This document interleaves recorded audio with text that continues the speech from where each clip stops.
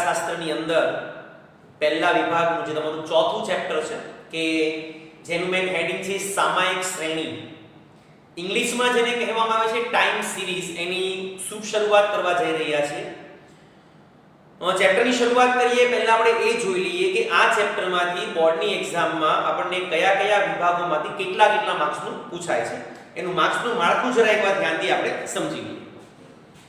પહેલો જે પ્રશ્ન છે આ ચેપ્ટરમાંથી એ આપણને પૂછાય છે વિભાગ A માંથી, અને વિભાગ A કે જેમાં આવે છે વિકલ્પો.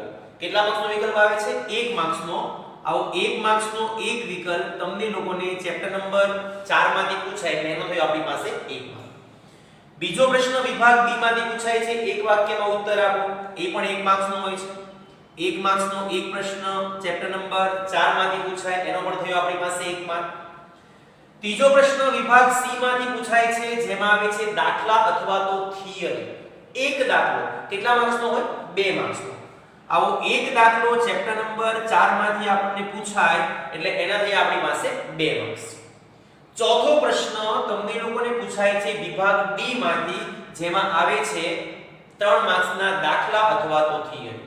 આવો એક દાખલો ચેપ્ટર નંબર 4 માંથી પૂછાય એટલે એનો થયો આપણી પાસે 3 માર્ક્સ. છેલ્લો જે પ્રશ્ન છે એ પૂછાય છે આપણે વિભાગ F માંથી, જેમાં આવે છે મોટા દાખલા. એક દાખલો કેટલા માર્ક્સનો આવે? 5 માર્ક્સનો. અને આ 5 માર્ક્સનો એક દાખલો આપણને ચેપ્ટર નંબર 4 માંથી પૂછાય એટલે એનાથી આપણી પાસે 5 માર્ક્સ. આ બધા માર્ક્સ જો આપણે પ્લસ કરીએ તો આ એક જ ચેપ્ટરમાંથી બોર્ડની એક્ઝામમાં આપણને બેટા 12 માર્ક્સનું પૂછાય છે. 12 માર્ક્સના બે ચેપ્ટર તમે લોકો ઓલરેડી આપણા આંકડાશાસ્ત્ર વિષયની અંદર ભણી ચૂક્યા છો, અને 12 માર્ક્સનું ત્રીજું એક ચેપ્ટર આપણે આજના દિવસે શરૂઆત કરી રહ્યા છીએ, જેનું હેડિંગ છે સામાયિક શ્રેણી. તો બધા બાળકોનું ધ્યાન સંપૂર્ણ બેટા આ ચેપ્ટરમાં. દાખલાઓને સમજવા માટે આ ચેપ્ટરની થિયરી ખૂબ અગત્યની છે. એટલે સૌથી પહેલા ચેપ્ટરની થિયરી વિશે આપણે થોડીક સામાન્ય માહિતી મેળવીએ. ચેપ્ટરની અંદર તમે હેડિંગ જો ધ્યાનથી જુઓ તો ચેપ્ટરનું હેડિંગ છે સામાયિક શ્રેણી. એટલે સૌથી પહેલો પ્રશ્ન એ થાય કે સર આ સામાયિક શ્રેણી એટલે શું? સામાયિક શ્રેણી કોને કહેવાય? એક સામાન્ય ઉદાહરણ લઈએ. ધારો કે અહીંયા હું દર્શાવું છું અલગ અલગ પ્રકારના વર્ષ. વર્ષની અંદર લઉં છું ધારો કે અહીંયા હું 2015, 2016, ત્યાર પછી 2017, 2018 આવા અલગ અલગ વર્ષ લીધા. અને નીચે લખું છું ધારો કે હું તમારા અલગ અલગ ધોરણમાં આવેલી ટકાવારી 2005 માં ધારો કે ફોર એક્ઝામ્પલ તમે લોકો છઠ્ઠા ધોરણની અંદર કે સાતમા ધોરણની અંદર છો તો તમારી ટકાવારી એ સમય દરમિયાન ધારો કે આવી છે 90%. 2016 માં તમે લોકો બેટા આઠમા ધોરણની અંદર આવી ગયા તો આઠમા ધોરણમાં ધારો કે તમારી ટકાવારી તમને લોકોને મળે છે ફોર એક્ઝામ્પલ 78%. 2017 માં તમે લોકો નવમા ધોરણની અંદર આવી ગયા, ધારો કે તમને ટકાવારી ફોર એક્ઝામ્પલ મળે છે 86%. અને 2018 માં ધારો કે તમે બોર્ડના તમારા અગત્યના વર્ષમાં 10મા ધોરણની અંદર હતા તો આ સમય દરમિયાન તમારી ટકાવારી આવી ગઈ ફોર એક્ઝામ્પલ 85%. તો આ ટાઈપનું એક મેં આ કોષ્ટક બનાવ્યું. આવું જે આપણું આ કોષ્ટક છે એ કોષ્ટકને તમારા આંકડાશાસ્ત્રની પરિભાષામાં કહેવાય સામાયિક શ્રેણી. હવે પ્રશ્ન એ છે કે સર આને સામાયિક શ્રેણી શા માટે કહેવાય? આનું રીઝન શું? તો જોઈએ આપણે. સામાયિક શ્રેણીમાં સૌથી વધારે મહત્વ જે છે એ મહત્વ બેટા આપવામાં આવે છે અહીંયા સમય. તો ધ્યાનથી જુઓ તમે 2015, 2016, 2017, 2018 એ શું છે? તો આ નિયત સમય છે. તો આ નિયત સમય પર આધારિત આપણે શું કરી? તો આ અલગ અલગ પ્રકારની ટકાવારી વાળી આપણે માહિતી મેળવી. આ માહિતી જો કોઈ એક વર્ષની નહીં પણ ઘણા બધા વર્ષોની છે. મતલબ આ જે માહિતી છે એ માહિતીનો આપણે શું બનાવ્યો? સમૂહ બનાવ્યો. તો આ જે તમારો સમૂહ છે એ સમૂહને આપણા આંકડાશાસ્ત્રની પરિભાષામાં કહેવાય સામાયિક શ્રેણી. શ્રેણી શબ્દનો સામાન્ય મતલબ થાય સમૂહ. શેનો સમૂહ? માહિતીનો સમૂહ. કઈ માહિતી? તો ચોક્કસ સમય પર આધારિત. તો આ ચોક્કસ સમય પર આધારિત જે અલગ અલગ માહિતી છે એ માહિતીને ભેગી કરીને જેનો સમૂહ બનાવવામાં આવે તો આ સમૂહને આપણા આંકડાશાસ્ત્રની પરિભાષામાં શું કહેવાય? સામાયિક શ્રેણી. તો સામાયિક શ્રેણીની બહુ સિમ્પલ વ્યાખ્યા બની ગઈ આપણી કે નિયત સમય પર સામાયિક શ્રેણી કોને કહેવાય? તો નિયત સમય પર આધારિત જે માહિતીનો સમૂહ છે એ માહિતીના સમૂહને આપણા આંકડાશાસ્ત્રની પરિભાષામાં શું કહેવાય? સામાયિક શ્રેણી કહેવાય. આવી જે સામાયિક શ્રેણી છે એ આપણા દેશની સરકાર દ્વારા દરેકે દરેક પ્રકારના ક્ષેત્રની તૈયાર કરવામાં આવે છે. હવે પ્રશ્ન એ છે કે સર સરકાર જ્યારે જુદા જુદા ક્ષેત્રની આવી માહિતી એકઠી કરતી હોય તો સરકાર કઈ બાબતો ધ્યાનમાં રાખે? તો એના માટે તમારે આ ચેપ્ટરનો સૌથી વધારે અગત્યનો કન્સેપ્ટ ભણવાનો છે અને એ કન્સેપ્ટ છે આપણી પાસે સામાયિક શ્રેણીના ઘટકો. સામાયિક શ્રેણી જ્યારે તૈયાર કરવામાં આવે છે તો સામાયિક શ્રેણી તૈયાર કરતી વખતે સૌથી પહેલા આપણે તેના અગત્યના જે ઘટકો છે એ ઘટકો ધ્યાનમાં રાખવા પડે અને એટલા માટે આ ચેપ્ટરનો એક અગત્યનો કન્સેપ્ટ સામાયિક શ્રેણીના ઘટકો છે એવું આપણે કહીશું. સામાયિક શ્રેણી તૈયાર કરતી વખતે આપણે અલગ અલગ પ્રકારના 4 ઘટકોને ધ્યાનમાં રાખવા પડે અને જો આપણે 4 ઘટકોની વાત કરીએ તો સામાયિક શ્રેણીનું જે સૌથી પહેલું ઘટક છે એ સૌથી પહેલા ઘટકને કહીશું બેટા આપણે દીર્ઘકાલીન વધઘટ. પહેલું જે ઘટક છે ઘટકને કહેવાય દીર્ઘકાલીન વધઘટ. બીજા નંબરના ઘટકમાં લઈશું એ છે આપણી પાસે મોસમી ઘટક. ત્રીજા નંબર પર સમાવેશ કરીશું એ છે આપણી પાસે ચક્રીય ઘટક અને ચોથા નંબર પર સમાવેશ કરીશું એ છે આપણી પાસે બેટા યાદચ્છિક કે અનિયમિત ઘટક. તો જે સામાયિક શ્રેણી છે એ સામાયિક શ્રેણીના આપણી પાસે બેટા અલગ અલગ પ્રકારના 4 ઘટકો છે. ફરી એકવાર જોઈ લો. નંબર 1 પર છે દીર્ઘકાલીન વધઘટ, સેકન્ડ નંબર પર મોસમી ઘટક, થર્ડ નંબર પર ચક્રીય ઘટક અને 4 નંબર પર યાદચ્છિક કે અનિયમિત ઘટક. એમાં જે આ દીર્ઘકાલીન ઘટક છે એ દીર્ઘકાલીન ઘટકને તમે લોકો બીજી પરિભાષામાં વલણ તરીકે પણ ઓળખાવી શકો છો. દીર્ઘકાલીન ઘટક કે વલણ. અને બાકીના જે આપણા 3 ઘટકો છે મોસમી ઘટક, ચક્રીય ઘટક અને યાદચ્છિક કે અનિયમિત ઘટક, આ બધા ઘટકને આપણા આંકડાશાસ્ત્રની પરિભાષામાં કહેવામાં આવે છે અલ્પકાલીન ઘટક. આના બીજા નામો છે. આને કહેવાય અલ્પકાલીન ઘટક. પરીક્ષામાં ધારો કે તમને 1 માર્ક્સમાં પ્રશ્ન પૂછાય કે દીર્ઘકાલીન ઘટકનું બીજું નામ જણાવો તો સિમ્પલ છે કે દીર્ઘકાલીન ઘટકનું બીજું નામ શું છે તો કે વલણ છે. એક્ઝામમાં તમને લોકોને પ્રશ્ન પૂછાય કે મોસમી ઘટક, ચક્રીય ઘટક કે યાદચ્છિક કે અનિયમિત ઘટકનું બીજું નામ જણાવો તો બીજું નામ શું છે એનું? અલ્પકાલીન ઘટક. એક્ઝામમાં પ્રશ્ન પૂછાય કે અલ્પકાલીન ઘટકમાં સામાયિક શ્રેણીના કયા કયા ઘટકોનો સમાવેશ થાય તો કેટલા ઘટકો આવશે એમાં? 3. કયા કયા? મોસમી ઘટક, ચક્રીય ઘટક, યાદચ્છિક કે અનિયમિત ઘટક. આ 4 ઘટકોની સમજૂતી તમારે બેટા આજના દિવસે મેળવવાની છે અને આ બધા ઘટકોની સમજૂતી એ તમારી એક્ઝામ માટે અને આ ચેપ્ટરના દાખલાઓ માટે ખૂબ એટલે ખૂબ અગત્યની છે. તો બધા બાળકોનું સંપૂર્ણ ધ્યાન બેટા આની અંદર. થિયરી જનરલી આપણે ઓનલાઈન ટીચિંગની અંદર નથી લેતા એવું તમને અગાઉ મેં જણાવેલું છે, પણ આ ચેપ્ટરની જે થિયરી છે એ ખૂબ એટલે ખૂબ મહત્વની છે. તો બધા બાળકોનું સંપૂર્ણ ધ્યાન બેટા આની અંદર. પહેલો જે આપણો ઘટક છે એ પહેલા ઘટકની અંદર સમાવેશ કરીશું એ ઘટક છે આપણી પાસે દીર્ઘકાલીન ઘટક. આ દીર્ઘકાલીન ઘટક કે વધઘટને બીજી પરિભાષામાં કહેવામાં આવે છે વલણ. તો સૌથી પહેલા એ સમજીએ કે સર આ દીર્ઘકાલીન ઘટકનો સામાન્ય મતલબ શું થાય? શબ્દ ધ્યાન દો. દીર્ઘકાલીન, કાલીન એટલે સમય અને દીર્ઘ એટલે કે લાંબુ. આપણે મહાભારત રામાયણની અંદર ઘણી બધી વાર ઋષિ મુનિઓને આપણે આશીર્વાદ આપતા સાંભળ્યા છે દીર્ઘ આયુષ્ય. તો દીર્ઘનો મતલબ શું થાય? લાંબુ થાય, લાંબુ આયુષ્ય. તો દીર્ઘ એટલે કે લાંબુ અને કાલીન એટલે કે સમય. આનો મતલબ એ થયો કે જે વધઘટનો સમયગાળો આપણને લાંબો જોવા મળતો હોય એવું જે ઘટક છે એ ઘટકને આપણા આંકડાશાસ્ત્રની પરિભાષામાં કહેવામાં આવે છે દીર્ઘકાલીન ઘટક અથવા તો વલણ. એટલે કે સામયિક શ્રેણીના જે ઘટકમાં ફેરફાર થવાનો સમયગાળો કેવો હોય? લાંબો હોય. આ પ્રકારના ઘટકને આંકડાશાસ્ત્રની પરિભાષામાં કહેવાય દીર્ઘકાલીન ઘટક. આ ફેરફારનો સમયગાળો 4 વર્ષનો પણ હોઈ શકે, 5 વર્ષનો પણ હોઈ શકે, 10 વર્ષ કે 15 વર્ષનો પણ હોઈ શકે અને એના કરતા વધારે પણ સમયગાળો હોઈ શકે. અને આ એક પ્રકારની દીર્ઘકાલીન ઘટક છે.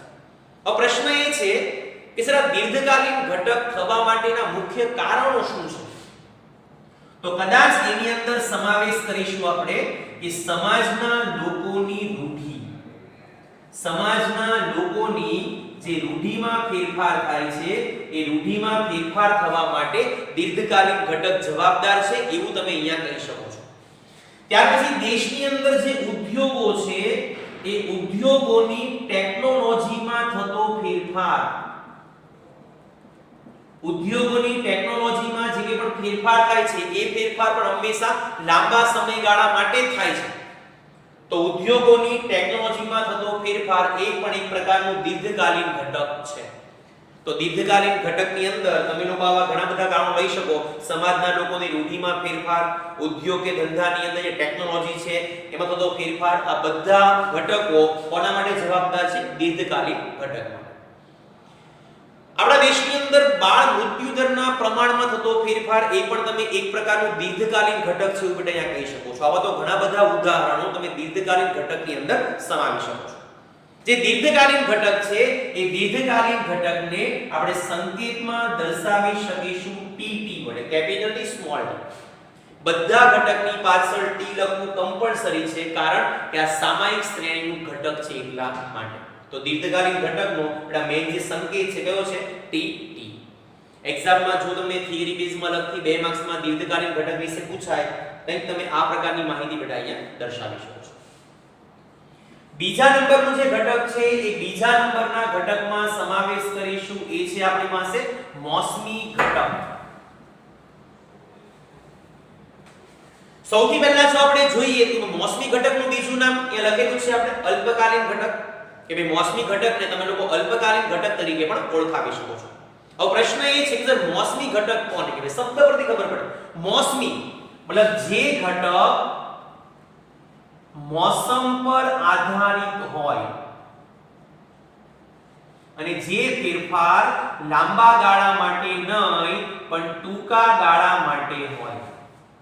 સામયિક શ્રેણીના ઘટકોમાં જે ફેરફાર થાય છે એ ફેરફાર જે ટૂંકા ગાળા માટે થતો હોય અને મોસમ પર આધારિત થતો હોય તો આવું જે ઘટક છે એ ઘટકને આપણે આંકડાશાસ્ત્રની પરિભાષામાં મોસમી ઘટક તરીકે ઓળખાવી શકીએ છીએ. મતલબ સામયિક શ્રેણીમાં જે ફેરફાર થાય કેવો હોય? ટૂંકા ગાળા માટે અને મોસમ પર આધારિત. તો આ પ્રકારના ફેરફારને તમે લોકો મોસમી ઘટક તરીકે ઓળખાવી શકો છો. મોસમી ઘટક જે છે એ મોસમી ઘટકની અંદર જે સમયગાળો છે એ સમયગાળો ઓલવેઝ તમને લોકોને ટૂંકો જોવા મળે છે. ટૂંકો મતલબ કેટલો? લગભગ એવું કહી શકીએ કે 1 વર્ષ કરતા ઓછો.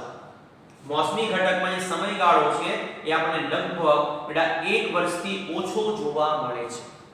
1 વર્ષથી ઓછો જે ફેરફાર છે એ ફેરફારને તમે લોકો મોસમી ઘટક તરીકે ઓળખાવી શકો છો.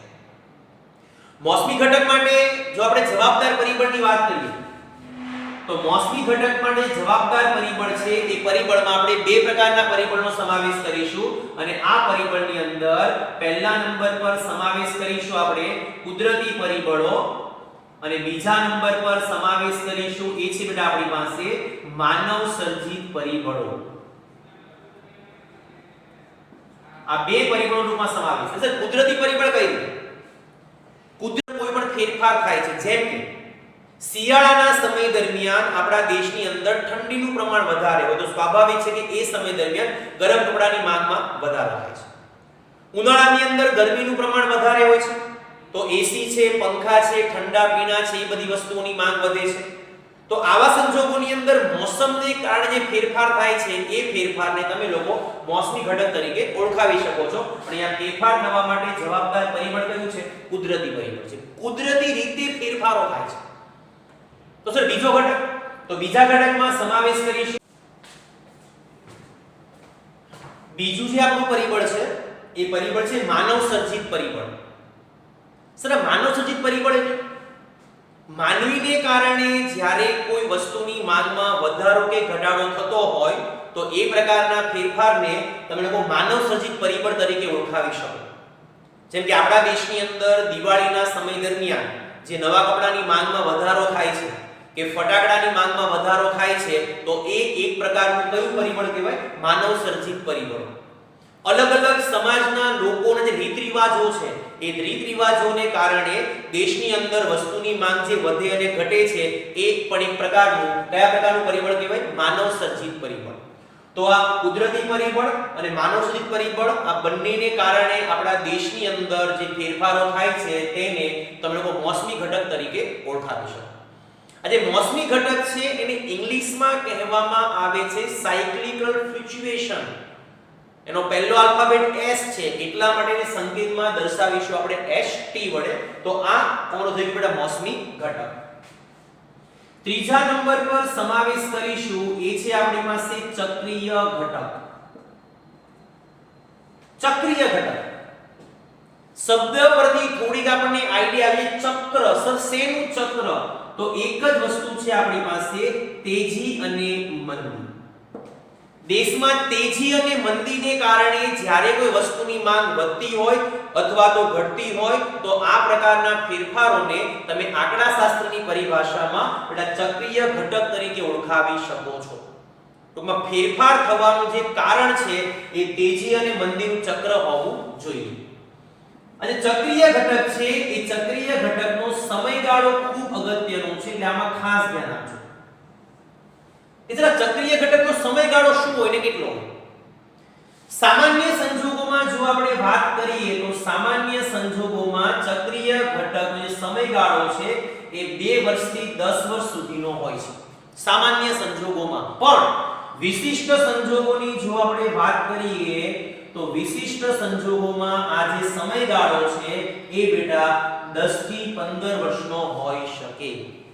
તમારી બોર્ડની એક્ઝામ માટે ખૂબ અગત્યનો પ્રશ્ન વિભાગ A અથવા B માં 1 માર્ક્સ માટે એક્ઝામમાં પ્રશ્ન પૂછે ચક્રીય ઘટકનો સમયગાળો કેટલો? તો જવાબમાં બે વસ્તુ લખવી પડે કે સામાન્ય સંજોગોમાં ચક્રીય ઘટકનો સમયગાળો 2 વર્ષથી 10 વર્ષનો છે અને વિશિષ્ટ સંજોગોમાં આ સમયગાળો 10 વર્ષથી 15 વર્ષનો છે. તો સમયગાળો તમારી એક્ઝામ માટે બેટા ખૂબ એટલે ખૂબ અગત્યનો છે. ચક્રીય ઘટકના જો તમે સંકેતની વાત કરો તો ચક્રીય મતલબ સાયક્લિકલ. એનો પહેલો આલ્ફાબેટ C છે એટલા માટે સંકેતમાં એને દર્શાવવામાં આવે છે બેટા CT વડે. ચક્રીય ઘટકનો સંકેત શું છે? CT છે. તો ચક્રીય ઘટક માટે મેં તમારે આટલી વસ્તુ ધ્યાનમાં રાખવાની છે. ચોથા નંબર પર જો હું વાત કરું તો એ છે આપણી પાસે યાદચ્છિક કે અનિયમિત ઘટક. યાદચ્છિક કે અનિયમિત ઘટક. એક્ઝામમાં પ્રશ્ન માં યાદચ્છિક ઘટકનું બીજું નામ શું? તો અનિયમિત ઘટક. અને અનિયમિત ઘટકનું બીજું નામ શું? તો યાદચ્છિક ઘટક. શબ્દ પરથી થોડીક આપણને આઈડિયા આવી જાય. અનિયમિત મતલબ ફેરફાર થવાનો સમયગાળો નિયમિત નથી. જો ફેરફાર થાય તો આવતીકાલે પણ ફેરફાર થઈ જાય અને ન થાય તો વર્ષોના વર્ષો પણ વીતી જાય. મતલબ સમયગાળો ટૂંકો પણ હોઈ શકે અને લાંબો પણ હોઈ શકે. આ ફેરફાર થાય શા માટે? શેને કારણે? તો આવો જે ફેરફાર છે એ સામાન્ય સંજોગોમાં દેશની આર્થિક અસ્થિરતા અથવા તો રાજકીય પરિબળો. તો જ્યારે દેશની આર્થિક અસ્થિરતા કે રાજકીય પરિબળોને કારણે સામાયિક શ્રેણીના ઘટકોમાં કોઈ ફેરફાર થતો હોય તો આ પ્રકારના ફેરફારને તમે લોકો બેટા આંકડાશાસ્ત્રની પરિભાષામાં કહી શકો છો યાદચ્છિક કે અનિયમિત ઘટક. એનો ફેરફાર થવાનો સમયગાળો તમે કીધું એ પ્રમાણે નિયમિત નથી. કેવો છે બેટા? અચોક્કસ છે. યાદચ્છિક કે જેને ઇંગ્લિશમાં કહેવામાં આવે છે રેન્ડમલી. એનો પહેલો આલ્ફાબેટ કયો છે? R છે. એટલા માટે આને આપણે સંકેતમાં દર્શાવીશું બેટા RT વડે. તો આ તમારા યાદચ્છિક ઘટકના સામાયિક શ્રેણીના બેટા અલગ અલગ પ્રકારના 4 ઘટકો થયા. નંબર 1 પર દીર્ઘકાલીન ઘટક કે વલણ, ફેરફારનો સમયગાળો લાંબો અને સંકેત છે એનો TT. મોસમી ઘટક ટૂંકા ગાળા માટે મોસમ પર આધારિત અને સંકેત છે એનો HT. ચક્રીય ઘટક તેજી મંદીને કારણે સંકેત છે એનો CT.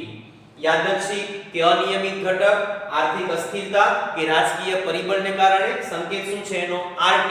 આ ચારે ચાર ઘટકો જો તમે મિક્સ કરો તો ચારે ચાર ઘટકો મિક્સ કરતા આપણું એક સમીકરણ બને YT, કારણ કે સામાયિક શ્રેણીને સંકેતમાં દર્શાવાશે YT વડે, YD નહીં, YT. અને આ જે YT છે એ YT માં ચારે ચાર ઘટકો મિક્સ કરવા પડે. પહેલું ઘટક છે દીર્ઘકાલીન ઘટક, એનો સંકેત છે TT, પ્લસ મોસમી ઘટક એનો સંકેત છે HT, પ્લસ ચક્રીય ઘટક એનો સંકેત છે CT, અને પ્લસ યાદચ્છિક કે અનિયમિત ઘટક એનો સંકેત છે RT. આ ચારે ચાર ઘટકો પ્લસ કરવાથી શું બને આપણું સામાયિક શ્રેણી. અને જે સમીકરણ છે એ સમીકરણની આંકડાશાસ્ત્રની પરિભાષામાં કહેવાય સામાયિક શ્રેણીનું યોગનીય મોડેલ. સામાયિક શ્રેણીનું યોગનીય મોડેલ. એક્ઝામમાં પ્રશ્ન પૂછાય કે ભાઈ સામાયિક શ્રેણીનું યોગનીય મોડેલ એટલે શું? તો વ્યાખ્યા તમે લોકો આરામથી જાતે લખી શકો. સામાયિક શ્રેણીના જુદા જુદા ઘટકો જેવા કે દીર્ઘકાલીન ઘટક, મોસમી ઘટક, ચક્રીય ઘટક, યાદચ્છિક કે અનિયમિત ઘટકના સંકેતોના સરવાળાના સમીકરણને સામાયિક શ્રેણીનું યોગનીય મોડેલ કહેવાય. એક્ઝામમાં સેક્શન B માં 1 માર્ક્સમાં તમને બેટા પ્રશ્ન પૂછાય. અને થિયરીમાં જો લાસ્ટ ટોપિકની આપણે વાત કરીએ તો એ છે આપણી પાસે સામાયિક શ્રેણીની પદ્ધતિ. સામાયિક શ્રેણીની જો તમે લોકો પદ્ધતિની વાત કરો તો સામાયિક શ્રેણીની આપણી પાસે મુખ્ય 3 પદ્ધતિ છે. અને આ 3 પદ્ધતિમાં પહેલા નંબર પર સમાવેશ કરીશું એ છે બેટા આપણી પાસે આલેખની પદ્ધતિ. બીજા નંબર પર સમાવેશ કરીશું એ છે ન્યૂનતમ વર્ગોની પદ્ધતિ. અને ત્રીજા નંબર પર સમાવેશ કરીશું એ છે આપણી પાસે ચલિત સરેરાશની પદ્ધતિ. તો મુખ્ય તમારે આ ચેપ્ટરમાં અલગ અલગ પ્રકારની બધા 3 પદ્ધતિઓ વિશે ભણવાના છે. આલેખની પદ્ધતિ, ન્યૂનતમ વર્ગોની પદ્ધતિ અને ચલિત સરેરાશની પદ્ધતિ. તો ચેપ્ટરની થિયરીમાં તમારે મેઈન બેટા આટલી વસ્તુઓનો અભ્યાસ કરવાનો છે. હરિઓમ બેટા.